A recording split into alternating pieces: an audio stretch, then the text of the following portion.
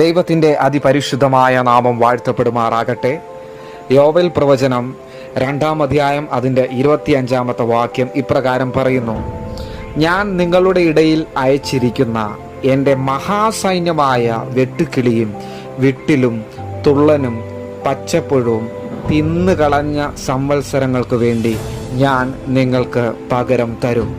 ഈ വചനം പറയുന്നത് ദൈവത്തിൻ്റെ ന്യായവിധി കഴിയുന്ന സമയത്ത് എന്തെല്ലാം വെട്ടുക്കിളിയിലൂടെ നഷ്ടമായോ അവയെല്ലാം തിരിച്ചു കൊടുക്കുന്ന ഒരു ദൈവത്തിനെ ആണ്.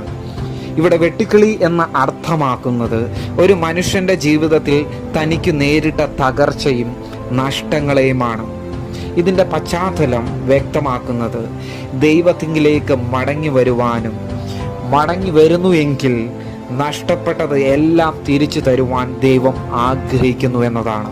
പ്രിയ ദൈവമക്കളെ, നമ്മുടെ ജീവിതത്തിൽ ഇതുപോലെ വെട്ടുക്കിളികൾ നഷ്ടമാക്കിയത് ഒത്തിരിയുണ്ട്.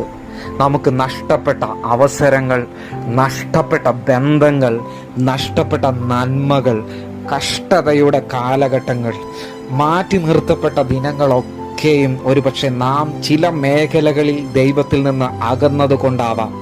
അല്ലെങ്കിൽ ദൈവം നമ്മൾ ആഗ്രഹിക്കുന്നതിനേക്കാൾ അധികമായി തരുവാൻ വേണ്ടി ആയിരിക്കാം.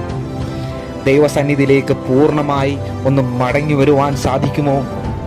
എന്നാൽ ദൈവം നഷ്ടപ്പെട്ടതെല്ലാം മടക്കി തരുന്നതായിരിക്കും. ദൈവമക്കളെ, ദൈവം ഇസ്രായേൽ മക്കൾക്ക് നഷ്ടപ്പെട്ടതെല്ലാം മടക്കി കൊടുത്തുവെങ്കിൽ കഴിഞ്ഞ നാളുകളിൽ നഷ്ടപ്പെട്ടതെല്ലാം ദൈവം നമുക്ക് മടക്കി തരുന്നതായിരിക്കും. കാരണം ദൈവം തന്നെ 26-27 വാക്യങ്ങളിൽ ഇപ്രകാരം പറയുന്നു: എൻ്റെ ജനം ഒരു നാളും ലജ്ജിച്ചു പോകുകയില്ല. ദൈവമക്കളെ, ഈ ദിവസങ്ങളിൽ ദൈവത്തിങ്കിലേക്ക് പൂർണ്ണമായിട്ട് മടങ്ങി വരുവാൻ ദൈവം നിങ്ങളെ ഇടയാക്കട്ടെ. ഈ വചനങ്ങളാൽ ദൈവം നിങ്ങളെ എല്ലാവരെയും അനുഗ്രഹിക്കുമാറാകട്ടെ. ആമേൻ.